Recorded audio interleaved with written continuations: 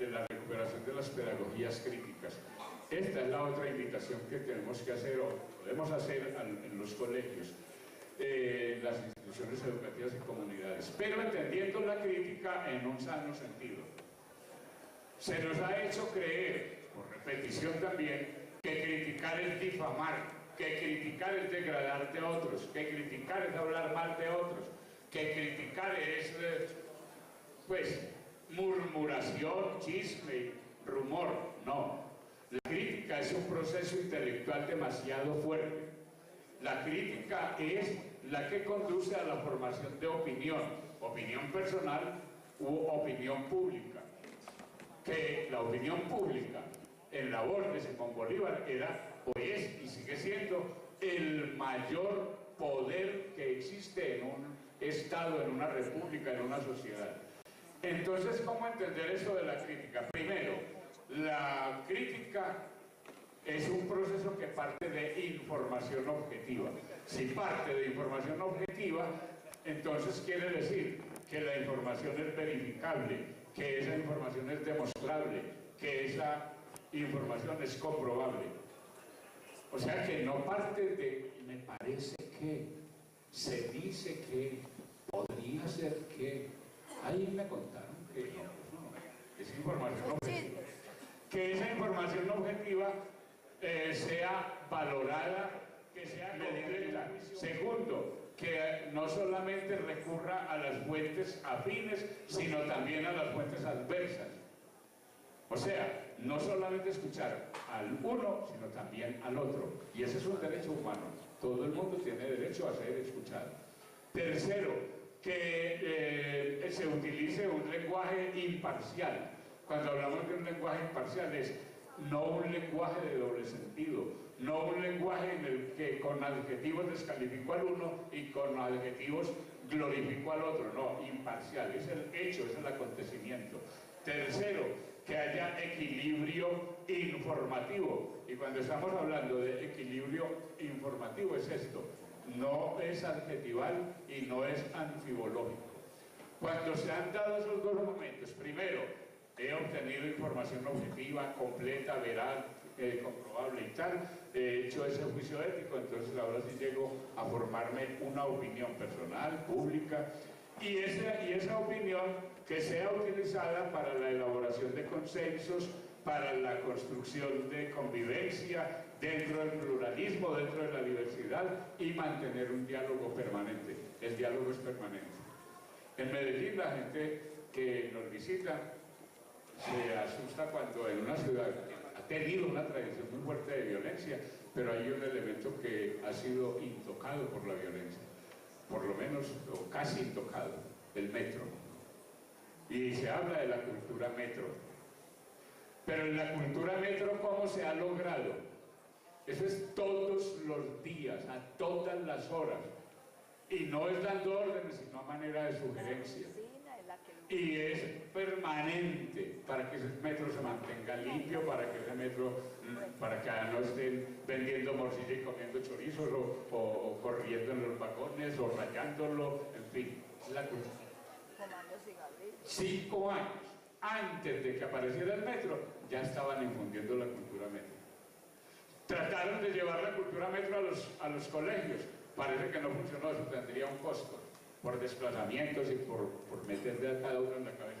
Pero si nosotros lo hacemos en cada uno de nuestra institución, es muy válido. Para elevar un poco más el concepto de la crítica, entonces decimos, primero, miremos que la crítica es una categoría filosófica. Segundo, es un género literario. La crítica, de donde sale también el ensayo, en fin. La crítica es una práctica democrática y la crítica es una necesidad social, porque es también de control político. Cuando hablamos en este sentido de crítica, podríamos decir, es innecesario calificar la crítica como destructiva o constructiva. Lo que pasa es que ya no cualquier expresión tiene valor de crítica o de opinión. Por ejemplo, antes de tener toda esa claridad, yo me enredaba cuando un estudiante me decía, Cualquier cosa, vamos a decir un desafuero. No, es que esa es mi opinión. Profe, me tiene que respetar mi opinión. Pero yo le digo, hombre, bueno, si tú me dices que por ejemplo, que goteras nos están cayendo por este techo en este momento, y esa es tu opinión, y que porque es tu opinión yo la tengo que respetar, hombre, no, es que opinión no es cualquier cosa que a uno le dé la gana de decir, sino que parta de que siga todo ese proceso, información, objetividad, juicio ético, tal cosa. No es cualquier cosa que a uno le dé por decir, sino que esa crítica tiene una raíz, digamos, científica. Cuarto elemento, o siguiente elemento, hay que tratar a la gente, recuperar en las instituciones educativas, entre la comunidad, el concepto de honorabilidad. El concepto de honorabilidad o de honor tiene dos componentes, la honra y la fama. Mire que honor y honra no son lo mismo, aunque parecen demasiado. La honorabilidad tiene dos componentes, el honor y la fama. Pero el honor es la imagen que yo tengo de mí mismo. Volvemos a la ventana de Johari o volvemos a la estructura del aparato psíquico. El honor es la imagen que yo tengo de mí, y yo tengo la mejor imagen de mí.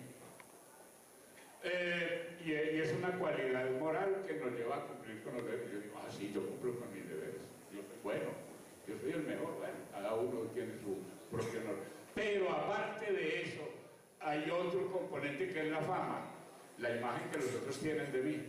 Y esa imagen que los otros tienen de mí es lo que se llama la opinión pública, de alguien o de algo, por decirlo. Alguien, una persona, entonces, fulano tiene fama de ladrón. Todo el mundo dice que fulano es un ladrón. O de algo, ¿no? Ese lugar, ese barrio tiene fama de ser muy descompuesto, no vamos por allá. La fama no solamente de personas, sino de lugares. Ese colegio tiene fama de muy bueno, hermano, académicamente. O ese colegio tiene fama de que es un alto. Los lugares tienen fama. Y esa opinión pública es la que se encarga de glorificar al honrado por sus virtudes o de castigar con la ignominia. La ignominia es la negación del nombre, pérdida del nombre, la carencia de dignidad. Y volvemos acá, cuando hablamos de la imagen que uno tiene de sí mismo, cuidarnos de dos cosas. La deflación, o sea, cuando uno tiene una imagen muy pobre de sí mismo, o vemos a un estudiante o a un maestro que tiene una imagen muy pobre de sí mismo, colaborarle. Pero hay otro que tiene una imagen muy elevada, uy, qué globo hace con su propia imagen sin importarle el resto. A la combinación equilibrada, simbiótica de honor y fama, es lo que llamaremos honorabilidad. Un trabajo muy hermoso, un trabajo por colectivos, ojalá se pueda implementar en las instituciones. Se entregan temas específicos a comunidades de estudiantes, por ejemplo, un colectivo que se encargue de, pero no asignarlo, sino que ellos lo elijan. Uno propone, y ellos mismos podrán proponer, de narcotráfico, de los desaparecidos. Vamos a trabajar el tema de los exiliados, presos o prisioneras políticas, insurgencia, contrainsurgencia, medios de comunicación, género, desempleo y subempleo, escuela en territorio de paz. Entonces cada colectivo se encarga de profundizar al máximo, de profundizar al máximo, para luego hacer plenarias o ponencias en colectivos y lograr la unidad entre todos los pareceres. Ahí se sugieren algunos colectivos. Bueno, como decíamos que hay un trabajo delicado con los medios de comunicación, hemos propuesto y hemos realizado, esto lo hemos realizado, propuestas para el trabajo de prensa escrita, editoriales, donde aparece pues la institución, quién es el estudiante, qué periódico, título del editorial, palabras claves, ideas principales, posición personal o juicio crítico o juicio ético y conclusiones. Esto ayuda demasiado porque nunca sabemos con qué editorial va a aparecer un periódico.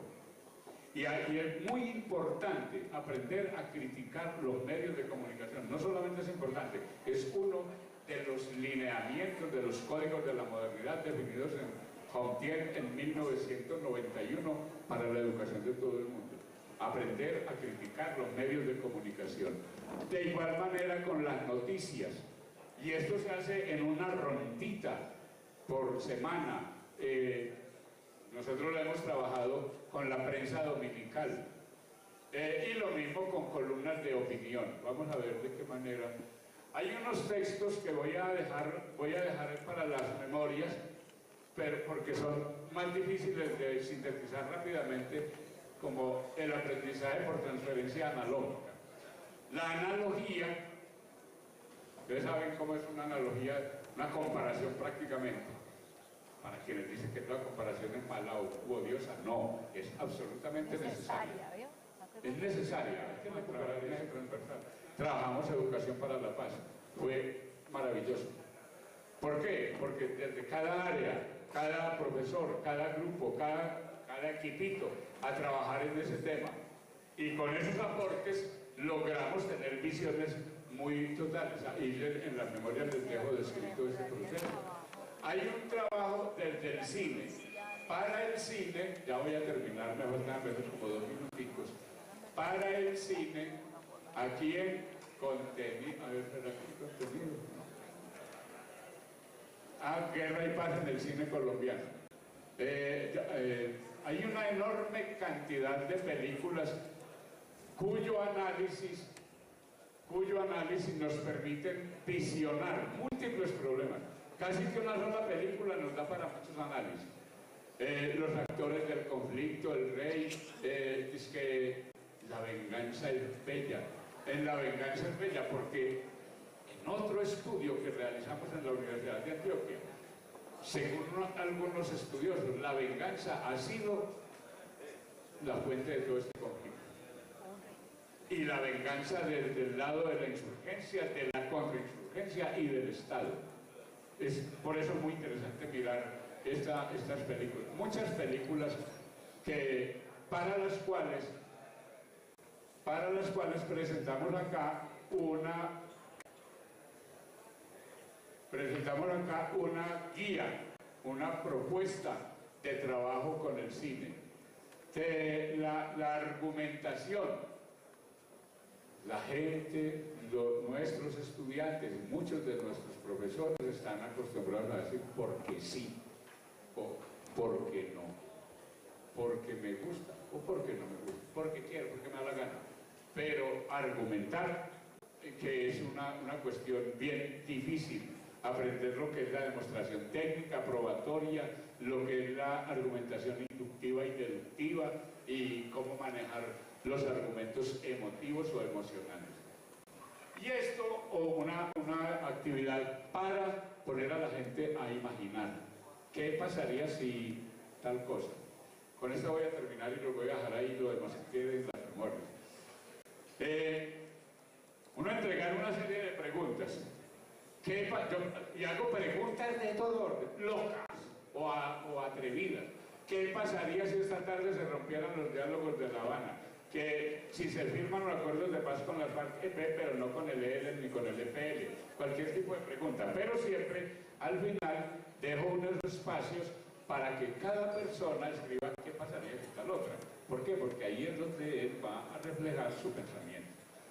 Y que eso que escribe lo desarrolle, o que le dé respuesta a los qué pasaría a uno de los que hay allí. Eso da un resultado reflexivo impresionante por lo siguiente. La mayoría, pero no, en Antioquia es donde conocemos el cuento, la mayoría de los paisas, puede que por acá muchos. En la diestra de Dios Padre, un cuento de Tomás Carrasquilla. Tomás Carrasquilla en ese cuento pone a un personaje a camarle la muerte. Y entonces Tomás Carrasquilla desarrolla un montón de cosas que pasan porque la muerte está allí. Por ejemplo, los herederos sufriendo porque es que ese vejete no se muere y esa herencia ahí yo bien jodido. Por ejemplo, los médicos Los curas, hombre, es que no me llegan los velorios. El enterrador, sin trabajo. El portero del cielo, allá bostezando. El infierno allá, vacío, es que no llega clientela. Pues todo lo que pasa. Pero ese aún se quedó corto ante la misma pregunta y las respuestas que dio otro, José Saramago, en una novela que se llama Las intermitencias de la muerte, y que desarrolla hasta las tesis o las teorías de la inmortalidad. Es muy hermosa esa novela. Las respuestas a un solo interrogante y toda la reflexión que genera. Por eso es importante esta actividad. Bueno, me comprometí que no demoraba, si no, ya me pasé dos. Los dejo ahí. En las memorias va otra cantidad de sugerencias, les dejo hasta una cantidad de cuentos, porque a partir de los cuentos, de las poesías, de la pintura, son múltiples las opciones pedagógicas para desarrollar el tema de posconflicto desde el aula, teniendo en cuenta las limitaciones que vimos al principio. Posconflicto no quiere decir que se firmó esto y ya mañana todos en paz, sino que empezamos a la implementación. Puede que a nuestros hijos o a nuestros nietos les toque. A quien le habló, les acaba de hablar, ya no le tocó. Muy buenos días.